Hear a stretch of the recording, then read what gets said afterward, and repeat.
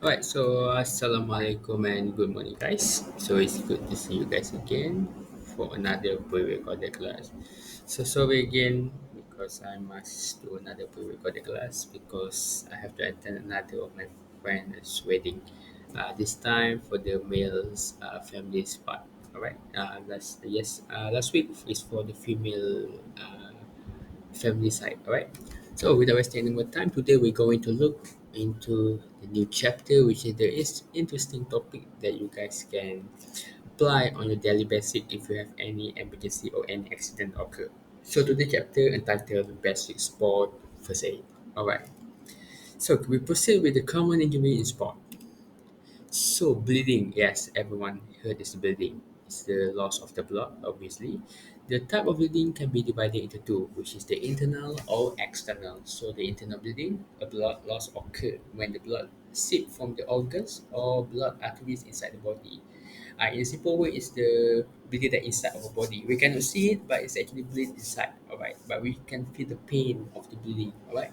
Next one is the external bleeding, a loss of blood outside of the body, such as we lost blood in the ear, mouth, nose, vagina, or rectum. All right. So usually the blood loss outside the body we can see clearly with our bare eyes. All right. So the source and characteristic of the bleeding. So this one, I'm not. You can see the table, but I want to proceed with the next slide. So the first one is arteries. Yes, arteries. So arteries is actually is the bright red colors. All right, it spurting blood and pulsating the flow. As for the vein, it's steady and slow flow and a dark red color. And for the capillary, is the small part of our physiological response is it's slow even flow. All right, so arteries is the major blood source supply, which is why it can cause a fast flow if we damage our arteries. Vein is the second important part of the blood flow to our body, which is called the steady part, and the capillary is the smallest part, which is why it only have slow if we damage our capillaries. So the next part, the method of controlling breathing. Alright, so we can have three methods. First one is the direct pressure and elevation. So the direct pressure, so if you guys bleed in our hand, so first we maybe take a napkin or something like that, apply the pressure by compress, and then we elevate the injured part. Why we elevate the injured part? We elevate the injured part to make sure that the blood will flow toward our heart. Alright, so the heart to make sure that our heart can receive the exact amount of blood. Alright. Next one is the indirect pressure, and the last one is using the tourniquet. So the tourniquet is actually used to apply the pressure, right, which is to stop the bleeding. So this is the example of tourniquet, right? It's not necessary you guys must have a specific what like a specific bandage or tourniquet. You guys can do anything, a towel or something like that. Right? For this one, this is the example of the tourniquet. Right. So this is the bleeding or how to stop the bleeding from the victim. Okay, the first one is the bleeding that occur from the wound on the forearm. Next step is we use the mic of direct pressure. As you can see, it apply the pressure here at the damage area, and then it elevate above the heart rate level to control the bleeding. And do not use the same dressing, right? And do not remove until the blood is stopped. Okay. So the next part, the bleeding from the wound on the forearm, and then look, this is similar notes from the previous slide. I'm sorry. So using a pressure bandage. A pressure bandage is used to create the pressure over a dressing. Alright. So to use pressure bandage, first we must cover the wound completely. So this imagine I bleed here. So we must cover the wound here completely, maybe with a bandage or maybe with a gauze or something like that. Alright. Next one is holding the dressing in place. So the dressing and apply the pressure on the bandage. And then lastly we check the distal pulse. Alright, we have many pulse area, but the common one is at our necks and at our wrist. Alright, for pulse. So, if you guys want to find your pass at the rate, I'm sure that most of you guys have difficulty to find the pass. So, it actually near at our town, at this area. All right. So at the next as well to find the force. As by using the indirect pressure. If direct pressure and elevation will control the breathing, apply the pressure on the pressure point can be effective in controlling the blood flow. Alright, so it means that indirect pressure is we press the pressure point. Alright, the pressure point in our body have many. For example, like if you get feel migraine in your head when you study, we how can we control the bleeding or supply the blood to the oxygen by apply the pressure at our pressure point. So if you can feel migraine, this is our pressure point. All right, here and just keep pinch our the pressure point here, and you can we feel the blood reach our head. Okay, so this is the brachial artery. This is the main artery in our body, the brachial artery, which is at our bicep, the femoral arteries, and using a tourniquet. Alright, so the tourniquet should be used if the pressure fails to control the bleeding, or maybe occur because due to the severe bleeding. It can only be used on extremity, or maybe the injury that occur due to the amputation or loss of a limb. Alright, as a general rule, personally using a tourniquet only under one of these conditions. Large artery has been severe, alright, maybe you guys the artery damaged too much, and you guys lost too much of blood and cannot stop by applying direct pressure, so you guys might find something to put more pressure. Alright, a limb health patient has been severe or partially lost some of it, and the bleeding is uncontrollable. Of course, you guys might have more pressure. As poor patient are injured in a mass casualty incident, alright, and you are unable to spend the time applying the pressure, so you guys can use the click. So for the tourniquet, so this is just the procedure. I will show you. This is example of tourniquet, alright. Yes, for this one, they use the bandage and also the wood, maybe something that you could buy. But for this one, it already have a modern days tourniquet. So in order to find this tourniquet, alright. So I show you. So imagine I lost a limb here. So in order before you can apply the tourniquet, you guys must shit. You guys must first apply the tourniquet. This is here, or I'm sorry, it's hard to do alone. Okay, right. So you can see.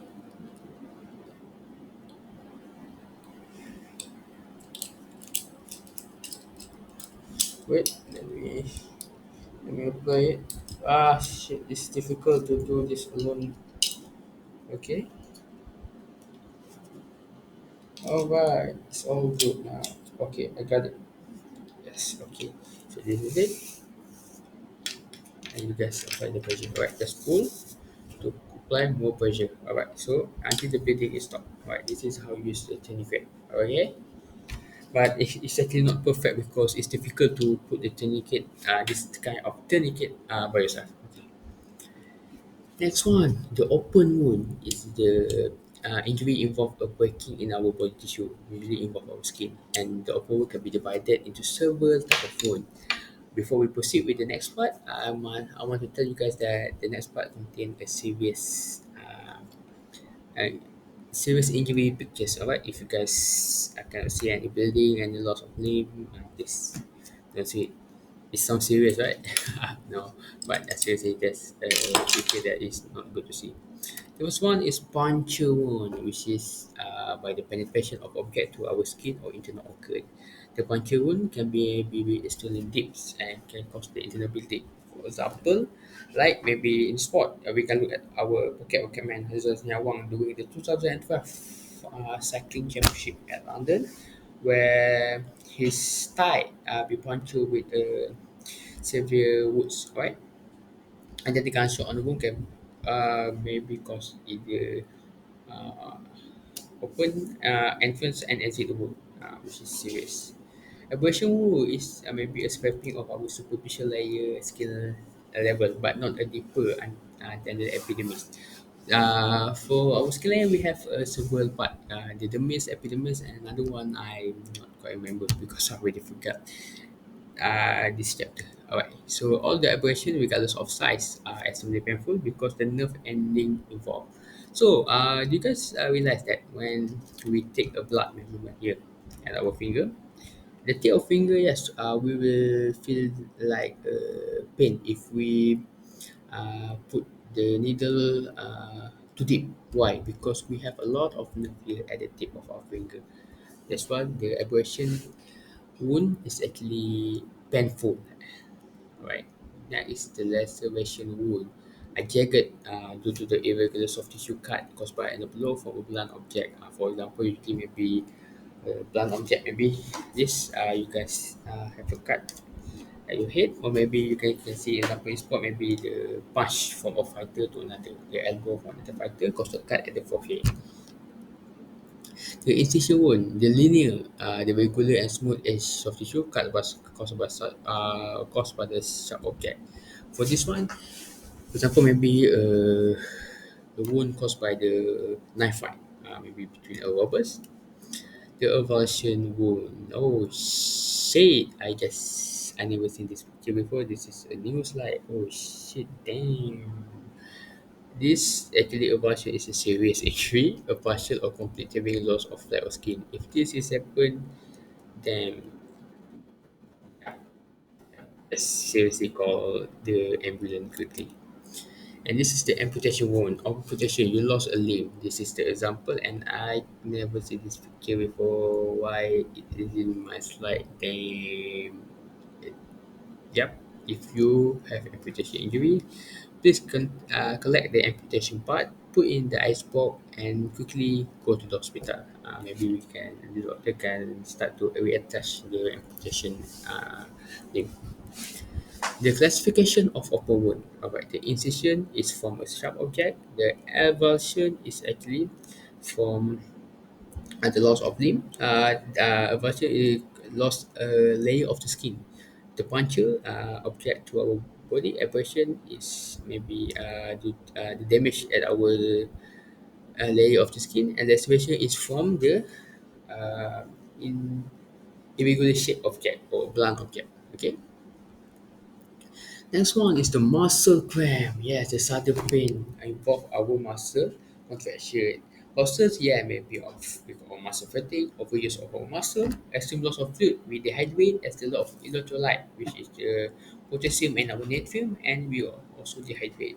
So the treatment, the first one is rest. Of course, yes, when you have a cramp, you must rest. Yes, we must apply the ice, gentle stretching, ice massage, and rehydrate. But for rehydrate, yes, you guys might drink two type of water. The first one is the plain water, and the other one is the sport drink water because you guys lost the electrolyte. So in the sport drink, the sport drink contain potassium and natrium, which is our electrolyte in our body. Right? Muscle contusion, yes, we call it in Malaysia is as bengkak-bengkak, lebam-lebam in Malay lah.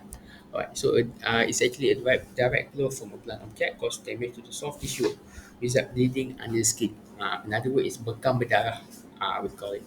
The soft tissue is squashed against a hard bone underneath, and if the blow is hard enough, the blood vessels are torn, which cause bleeding into the tissue. The complication, if not treated properly, the myositis ossification, which is the abnormal calcification within the muscle tissue. This is the name of the injury for the serious muscle contusion. This is the stage of muscle contusion. As you can see, then stage 1 is the reddish, which is not the serious part. Stage 2 is purple, it start to become more serious. Stage 3 is bluish, which is serious, and last one the yellowish it starts to spread from uh, worse to recovery. Alright, so this is the example of muscle contusion. So next part, yeah, muscle contusion. This is a treatment of radiograph. As you can see from the radiograph, yes, you can see the contusion of the muscle, the internal bleeding, and the next picture is the remove of the object that caused caused the damage at our muscle. So this is actually the second picture is actually the damage area from the muscle contusion. Next one is the bone fracture, the complete or partial break in our bones. Alright, the classification can be divided into open fracture and closed fracture. So open fracture, the bone is fracture and protrude to the skin. Because fracture does not penetrate the skin. So sign and system, of course, the deformity, the swelling, pain, bruising, and we cannot move straight. As you can see the picture, to open where our bone penetrate to our skin, and close it break inside our skin. All right. So this is a type of bone fracture. The transverse is actually a little crack at the linear, at the horizontal line. The linear, of course, crack at the straight line. Oblique, crack at the in the non-displaced area. Oblique displaced, completely torn. Spiral, it break by the twisting movement, for example, like ACL. Green stick is actually caused a small amount of break in our bone and communicate, which is the fracture of bone into a small spaces. So the treatment, how you guys want to treat the bone fracture? First one, we must activate the EMS. Call the 911, 999. We call the emergency medical service quickly. Make sure our patient's airway is clear. Control the breathing, yes, apply the pressure, but do not apply too much pressure. Alright, at the broken area, cover the wound with sterilized dressing, yes, which is another towel or something like that. Provide some form of immobilization with spleen. So immobilization is to avoid any move from our damaged area and make sure the patient is comfortable. Alright. Next one, yes, dislocation. This one I can show to you. What is the dislocation? A complete replacement of a joint from its normal ways. Can be divided. That is dislocation. Subluxation, partial displacement of a joint. So dislocation is actually the complete displacement of our joint. Subluxation is partial displacement only. Alright. So if you guys have dislocation, there is no further treatment.